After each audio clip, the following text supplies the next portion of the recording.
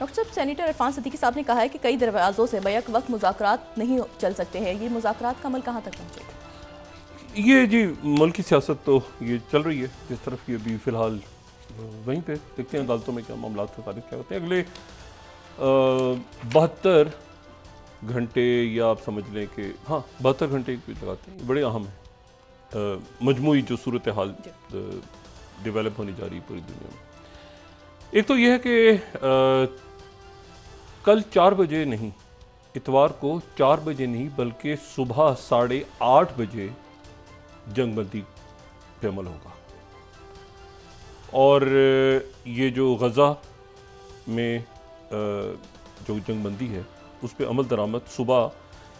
8:30 बजे मकामी वक्त के मुताबिक शुरू हो जाएगा। अच्छा, इस पे जो इम्पोर्टेंट बात है वो ये है कि आखिरी मिनट पे बिल्कुल लास्ट मिनट पे ये फैसला हुआ, और वो इसलिए हुआ कि वहाँ पर पहले तो कल तो ये था कि जी वो जो हमने पहले भी बात की थी कि जी हफ्ते के दिन यानी जो यौम सब्त मनाते हैं तो वो इसराइल में ये था कि जी आज उन्होंने मुकम्मल कैबिनेट का इजलास वो करते हैं या नहीं करते, और इसके ऊपर बातचीत गड़बड़ हो रही थी। तो इस पे फिर जो स्टीव विटकॉफ है और जो ब्रेट मैककर्क हैं उन्होंने फिर प्रेसिडेंट ट्रंप से इस सिलसिले में रब्ता किया कि ये दरमियान में जो है ये बड़ी शदीद जब वज़ीर ख़ारजा कतर के वज़ीर ख़ारजा ने ऐलान भी कर दिया जंगबंदी का, लेकिन उसके बाद बड़ी शदीद जाहिरियत का मुज़ाहरा हुआ इसराइल की जानिब से, और 100 के लगभग उसमें फ़लस्तीनी शहीद हो गए जो जश्न मना रहे थे जंगबंदी होने के बाद। तो ये एक इंडिकेटर गया कि जी हफ्ते का दिन है, तो इस दिन भी शायद वो काबीना का इजलास वगैरह ना करें, और उसके बाद ये इतवार पे मामला ख़राब। तो कल यानी जुम्मे को ही पहले सिक्योरिटी काबीना का इजलास हुआ, और फिर 7 घंटे इसराइली काबीना बैठी, और 7 घंटे के बाद उन्होंने ऐलान किया कि ये हम जंगबंदी शुरू कर देंगे, और ये जंगबंदी होगी इतवार के दिन यानी कल शाम 4 बजे। लेकिन फिर उसके बाद एक और मैसेज किया, और वो मैसेज जो है वो जो ज़ाहिर है कि दरमियान में मीडिएट कर रहा है, कतर भी है, इजिप्ट भी है, बाकी मुल्क भी हैं, उनकी तरफ से एक और मैसेज गया कि ये कोई शायद यहाँ पे नेतन्याहू हुकूमत कोई मज़ीद गड़बड़ करे तो इसमें इसको शाम का वक्त ना रखें बल्कि इसको सुबह 8:30 बजे कर दें। तो चंद घंटों के बाद, अब से चंद घंटों के बाद, यानी कल हम जब इस वक्त बात कर रहे होंगे तो अल्लाह से दुआ है कि ये जंगबंदी और जहरीत ख़त्म हो जाए। इसमें जो अहम बात है वो ये है कि 33 जो है वो पहले मरहले पे, और ये एकदम से नहीं होंगे,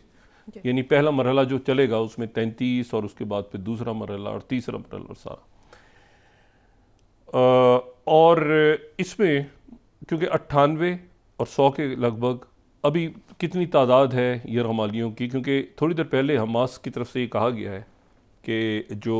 हमले मुसलसल इसराइल कर रहा है उसके नतीजे में बहुत से लोग जो हैं वो जो यरगमाली हैं वो उनकी जान ख़तरे में है इस वक्त, जिनको हमने रिहा करना है वो, क्योंकि उनको एक जगह जमा किया जा रहा है ताकि वो रिहाई हो। तो ये अगर इसराइल अब बॉम्बिंग करेगा गज़ा पे तो उसके नतीजे में यरगमाली जो है वो, तो अगले चंद घंटे बड़े अहम हैं। ठीक है। अच्छा, इसमें जो दूसरी इम्पॉर्टेंट बात है वो ये है कि इसराइल की तरफ से भी ये अनाउंसमेंट आ गई कि वहाँ से लोग रिहा होंगे, और यहाँ से जो लोग रिहा होंगे वो एग्रीमेंट तो हमारे सामने आ गया था, लेकिन अब यह है कि बड़ी हद तक नाम भी हमने जो इसराइल के लोग रिहा करेंगे उनके नाम हमने कल बता दिए थे, 33 लोग, और उसमें 12 ख़वातीन और बच्चे, कल हमने लिस्ट दिखा दी थी। लेकिन अब यह है कि ये बड़ी हद तक वाज़े हो रहा है कि जो फ़लस्तीनी जो रिहा होने जा रहे हैं उनमें एक तो कुल तादाद जो है वो तकरीबन 1900 से ज़्यादा है, 1904 है या 1904 और 2000 के दरमियान है। लेकिन पहले मरहले में, यानी पहला मरहला जो है पहले चंद रोज़ उनमें जो मरवान बरगोती का नाम अभी नहीं है। मरवान बरगोती के एक करीबी साथी अहमद बरगोती हैं, उनका नाम है। वो पहले ही जो रिहाइयाँ होने जा रही हैं उसमें अहमद बरगोती हैं। मरवान बरगोती ने अपने आप को खुद शायद विड्रॉ किया है कि अहमद बरगोती को आगे किया है, क्योंकि अहमद बरगोती जो है वो मरवान बरगोती के साथ उनके मुआविन और उनके करीबी दोस्त। इनको भी नहीं छोड़ा था, अहमद बरगोती को भी पहले। तो हम गालिबन ये जो बात कही जा रही है, हमास के सर्कल से बात आ रही है कि मरवान बरगोती ने खुद कहा है कि पहले अहमद को रिहा किया जाए, अहमद बरगोती को। दूसरा जो इसमें एक बहुत इम्पॉर्टेंट नाम जो पहले ही मरहले में रिलीज़ हो रहा है वो है ज़करिया ज़ुबैदी। ज़करिया ज़ुबैदी जो हैं ये फ़लस्तीन में इनका ताल्लुक़ जो है वो जनीन के इलाके से है, और जनीन में जो कसाम ब्रिगेड है उसके ये सरबराह हैं। अच्छा, जनीन जो है ये ज़हन में रखें कि जनीन का जिक्र हो रहा है तो ये दूसरी इंतिफादा, यानी ये जो आप समझ लें कि जो यंग फ़लस्तीनी जो यानी निस्बतन, एक तो वो है ना जिन्होंने पहली इंतिफादा में भी हिस्सा लिया, ये वो है जो दूसरी इंतिफादा। और इनकी वालदा जो है वो इनके वालिद ज़ाहिर जनीन कैंपेन की विलादत हुई, तो इनकी हिस्ट्री ये है कि ये जनीन के अंदर ही ये शुरू से ही ये ज़ाहिर है कि इन्वॉल्व हुए फ़तह के साथ बाकी।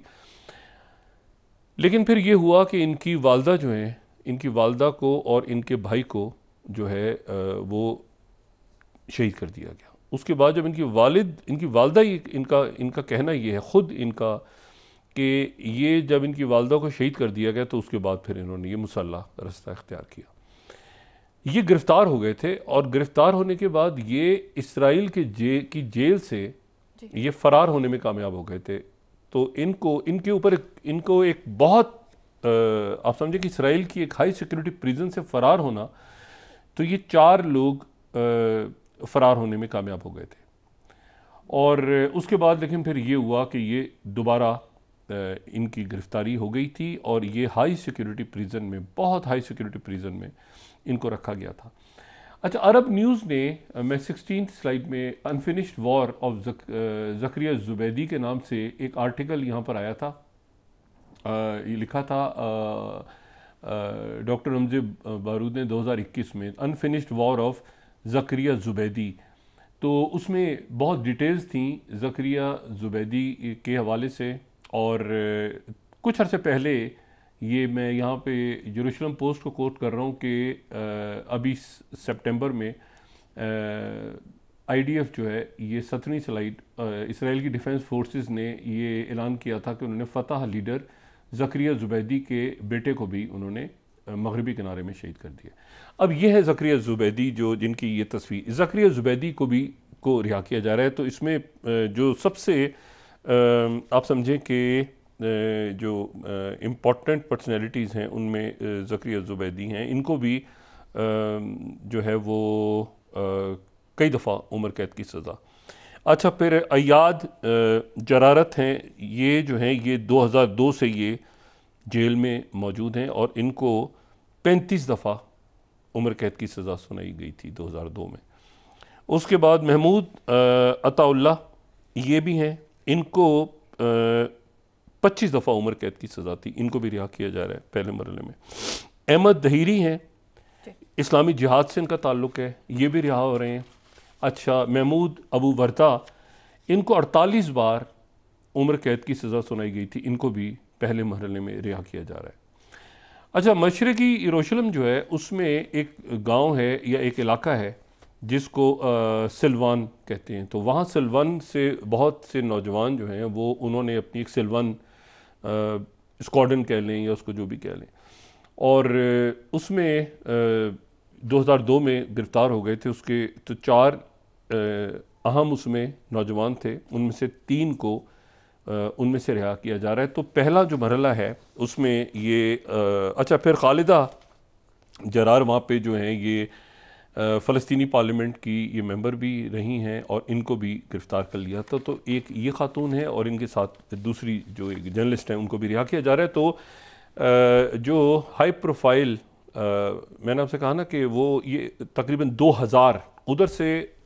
100 से कुछ ऊपर हैं और यहाँ से उसके बदले में 2000 लोग जो हैं वो मुकम्मल रिहा होंगे, लेकिन फेजेस में रिहा होंगे। हर हफ्ते के दिन इतने, हर रोज़ इतने, मतलब इस तरह से होगा, एक साथ कोई रिहाई नहीं होगी। लेकिन ये सुबह 8:30 बजे से इस पर अमल दरामद शुरू हो जाएगा। अच्छा, अब इसमें जो इम्पॉर्टेंट बात है वो ये है कि उन्होंने कहा कि जी हमने हुकूमत से अलहदा हो जाएंगे, इंतहा पसंद और वो जो उनकी राइट विंगर गवर्नमेंट है, लेकिन उनको मेरा ख्याल से ट्रंप इंतज़ामिया की तरफ से मैसेज ये आया है कि आप अलग नहीं होंगे, आप इसी हुकूमत में रहेंगे और इसी हुकूमत में रहते हुए ही मुआहिदा साइन करेंगे और नेतन्याहू की गवर्नमेंट को भी रख के और आगे चलेंगे। लेकिन इसमें जो सबसे इम्पॉर्टेंट बात, मैंने पहले दिन ये जब मुआहिदा आया था तो मैंने पहले दिन ये बात की थी कि इसमें 3 अल्फाज नहीं हैं और वो हैं द पैलेस्टीनियन अथॉरिटी। यानी ये मुआहिदा जो है ये हमास और इसराइल के दरमियान हुआ है और मीडिएटर इसमें जो हैं ये कतर, मिस्र, यूएई, सऊदी अरेबिया, टर्की, ये सारे मुल्क, और इन मुल्कों ने एक बहुत इंपॉर्टेंट रोल प्ले किए, यूरोपीय यूनियन भी और अमेरिका भी। लेकिन इस के ऊपर जो पहरा है, इसकी जो गारंटी है वो एक तो वो है जो दी है, ज़ाहिर सब मुल्कों ने दी है कि भाई इसके ऊपर अमल दरामद होगा, लेकिन इसके ऊपर जो प्रैक्टिकल, अगर आप ये कहें कि किसी की कोई इसके ऊपर पहरा देगा तो वो हुतीज़ देंगे। आज हुतीज़ ने जो है वो 2 दफ़ा दोबारा याद दहानी करवाई है। मेन तल अवीव के का जो मिलिट्री बेस है वहाँ पर हुतीज़ ने आज अटैक किया है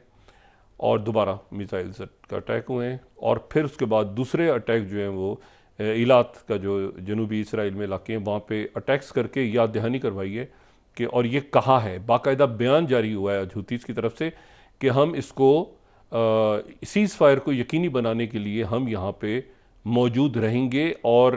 ज़रा भी वक्त ऊपर नीचे हुआ किसी कैदी को छोड़े जाने का या ये सारा मामला, तो उसके साथ ही हम जो है वो अटैक करेंगे इसराइल को बराह रास्त। उसके साथ ही जो नई काबीना, नए सदर मुंतखब हुए हैं लेबनान में, नए सदर बड़े ज़बरदस्त आदमी, इसलिए कि वो एक तो उनके ज़िम्मे ही है ना सारा, ये फ़ौज के सरबराह थे तो उन्हीं के पास। अब तो उन्होंने कहा है कि 26 जनवरी तक बिल्कुल ये जनूबी लेबनान में कोई इसराइली फ़ौजी नजर ना आए, मतलब वो आर्मी चीफ भी और उसके बाद सदर में, तो उन्होंने उनके ज़िम्मे ही है ना, उन्होंने कहा हिजबुल्लाह पीछे है, तो अब लेबनान की आर्मी को जो कि पावर्स दी हैं, हिजबुल्लाह नहीं है, तो लेबनीज़ आर्मी की तरफ से ये बिल्कुल क्लैरिटी के साथ मैसेज है कि पीछे जाओ, यहाँ पे कहीं हमें जनूबी